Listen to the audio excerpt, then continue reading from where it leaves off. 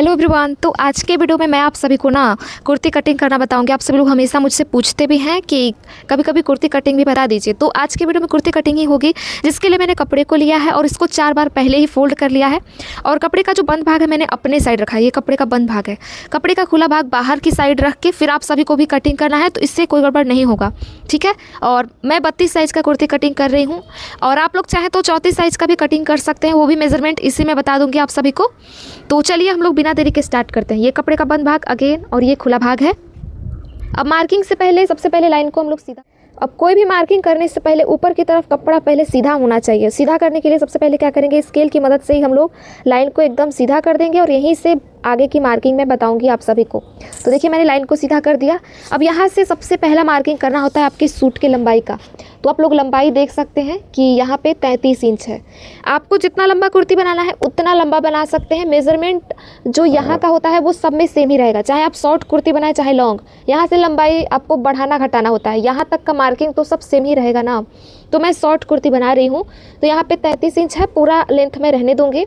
सिलने के बाद से ये 31 इंच का होगा, क्योंकि मार्जिन में ऊपर से भी जाएगा नीचे से भी जाएगा, तो इसके लिए। अब यहाँ पे हमें सबसे पहले शोल्डर की मार्किंग करनी होती है। इसके बाद से ही जस्ट शोल्डर को हम लोग मार्क करेंगे 6 इंच पे। 32 और 34 में आप लोग शोल्डर को 6 इंच पे मार्क कीजिएगा। इसके बाद से जो आपका आर्म होल का लंबाई है वो कितना लेंगे, उससे पहले आप सभी को पहले गले का चौड़ाई मार्किंग करना होता है। तो गले का जो चौड़ाई है वो मैं 2.5 इंच रखूँगी, ठीक है। अब इसके बाद से शोल्डर को डाउन किया जाता है हमेशा आधा इंच, ठीक है। आधा इंच पे मैंने डाउन किया और इसको हम लोग तिरछा मिला लेंगे ऐसे, ये देखिए इस तरीके से शोल्डर की तरफ डाउन किया है मैंने। इस बात को भी आप लोग देख सकते हैं। कपड़े का बंद भाग मैंने अपनी तरफ रखा है, खुला भाग बाहर की तरफ है ये, और इस बात को ध्यान में रखिएगा आप सभी लोग। और यहाँ से अब आर्म होल की लंबाई को हम लोग मार्क करेंगे। ये जो मैंने डाउन किया है ना, यहीं से आर्म होल की लंबाई को हमें मार्क करना होगा। तो जो आर्म होल का लंबाई है वो हम कितना रखेंगे, देखिए मैंने आर्म होल को 6 इंच पे मार्क किया है ऐसे। अब इसके बाद से सूट में हमें फिटिंग लाइन बनाना होता है, जैसे ब्लाउज में बनाते हैं सेम टू सेम वैसे ही। तो देखिए चेस्ट का चौथा भाग निकालेंगे और फिर फिटिंग लाइन लगाएंगे हम लोग। लेकिन क्योंकि ये सूट है थोड़ा सा लूज ही रहेगा, इसीलिए मैं 8 के बजाय 8.5 पे फिटिंग लाइन बनाऊंगी। 8 चौको 32 होता है, लेकिन फिर भी मैं 8.5 पे लगाऊंगी फिटिंग लाइन। आधा इंच लूजिंग ले लूँगी इसमें, क्योंकि सूट लूज रहता है ना इसके वजह से। और 2 इंच यहाँ पे मार्जिन के लिए ले लिया हमने, और लाइनों को एकदम आगे की तरफ हमने सीधा कर दिया इस तरीके से। अब यहाँ पे हमें आर्म होल का गोलाई देना है, तो 1.5 इंच ऊपर मार्क करेंगे कोने से और फिर हम लोग आर्म होल का गोलाई देंगे। कोने से 1.5 इंच ऊपर इसलिए मार्क कर रही हूँ ना, क्योंकि बहुत ज़्यादा डीप नेक नहीं बना रहे हैं। अगर बहुत ज़्यादा डीप नेक बना रहे होते तो कोने से बस 1 इंच ऊपर ही मार्क करते हम लोग, ठीक है। तो यहाँ पे कोने से 1.5 इंच ऊपर मार्क करने के बाद से आर्म होल का शेप दे देना है। अब कमर का फिटिंग लाइन और हिप का चौथा भाग जो निकालते हैं उसकी मार्किंग हमें करनी है।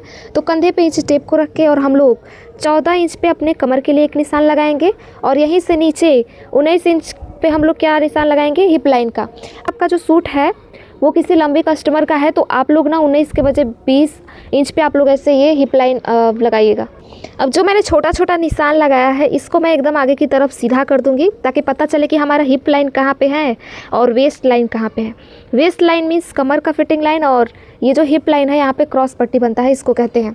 अब इसका भी चौथा भाग निकाल के और हमें फिटिंग लाइन बनाना होता है। तो क्योंकि हमारा जो कमर है वो 28 है और 28 का चौथा भाग होता है 7, और 7 में आधा इंच लूजिंग ले लेंगे और 7.5 इंच पे हम लोग मार्क करेंगे कमर का फिटिंग लाइन। जो हमारा हिप है वो है 34 इंच, तो 34 का चौथा भाग होता है 8.5। 8.5 में आधा इंच लूजिंग ले लूँगी और 9 इंच पे मैं लगाऊंगी हिप का फिटिंग लाइन और 2 इंच एक्स्ट्रा मार्जिन के लिए।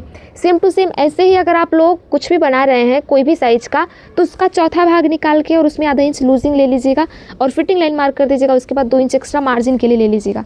तो तरीका यही है। अब ये जो हमारा चेस्ट लाइन है इसको वेस्ट लाइन में मिलाएंगे और वेस्ट से हिप लाइन में मिलाएंगे। देखिए ऐसे अगर ये फिटिंग लाइन हम लोग बना लेते हैं ना, तो फिटिंग जब करते हैं सूट को तो इसी पे सिलाई लगा देते हैं, तो हमारा जो सूट है वो परफेक्ट तरीके से फिटिंग हो जाता है। और इसके बाद 2 इंच जो एक्स्ट्रा हमने मार्जिन के लिए लिया होता है उस लाइन को भी हम लोग सीधा इसलिए करते हैं ताकि वहीं से हम लोग कटिंग करें इसको। अगर फिटिंग लाइन बना के छोड़ देंगे तो हो सकता है कि हम लोग भूल जाएं और गलती से फिटिंग लाइन पे ही कटिंग कर दे तो गड़बड़ हो जाएगी। अब हमने यहाँ तक लाइनों को सीधा कर लिया, तो ये जो दोनों लाइन है इन दोनों लाइनों को एकदम नीचे की तरफ सीधा कर देंगे, मतलब सूट के लंबाई में मिला देंगे, ठीक है। जितना भी लंबा आपको बनाना हो उस हिसाब से। तो ये मार्किंग जो है इतना कपड़ा हम लोग यहीं तक मोड़ेंगे और ये जो मार्जिन वाला है ये सब कपड़ा अंदर की तरफ चला जाएगा। अब मार्किंग हो गई है तो चलिए मैं कटिंग भी कर लेती हूँ यहाँ से। तो देखिए मैंने यहाँ पे कटिंग कर लिया है, एक्स्ट्रा फैब्रिक मैं हटा ले रही हूँ तो पता चलेगा आप सभी को। यहाँ पे एक चीज़ आप लोग नोटिस कर रहे होंगे कि मैंने गले की कटिंग नहीं किया है, और यहाँ से जो मैंने शोल्डर डाउन किया है मैं इसको भी कटिंग कर लूँगी।